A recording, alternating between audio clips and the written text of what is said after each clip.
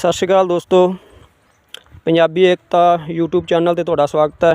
अज असी पहुँचे हाँ पिंड नवां राणा, तहसील डिस्ट्रिक्ट फाजिलका, जित्थों के सरपंच नवे बने जो युवा सरपंच ने उन्होंने अपने कार्यक्रम शुरू किए हुए हैं, जिन्हां विच लॉक टाइल सड़कां बना रहे हैं।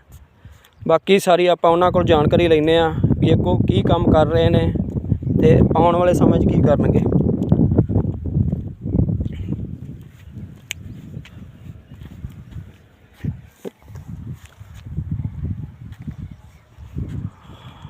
हाँ जी सरपंच साहब, शुभ नाम जी? गुरजीत सिंह। सरपंच साहब आप की काम कर रहे हैं इस टाइम पिंड वास्ते? विकास के लिए लॉगिंग tile, shed, cattle shed, gym, anganwadi, community hall, इस तो इलावा होर भी बड़े काम चल। होर अगला प्रोजेक्ट की है जो तुसीं अगों नेपरे चाढ़ना? इस तो अगला काम है जी, एक तो सब तो पहला काम यह है भी जिम करदा। अच्छा जी जी ठीक है। तो तुहाडे किसी काम च कोई अड़िक्का कोई बांधा तो नहीं कोई पा रहा पिंड वालों या किसी होर? ना सारा काम पिंड के संयोग नाल काम चली जांदा जी, जो भी काम चली जांदा सारा पिंड वासियों के संयोग नाल, पूरी पंचायत के संयोग नाल चली जांदा जी। धन्नवाद जी। ये सी युवा सरपंच गुरजीत सिंह पिंड नवां राणा।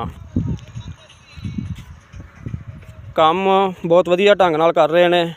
बाकी उत्साहित करो इहो ਜਿਹੇ सरपंचां नूं जिवें युवा सरपंच ने।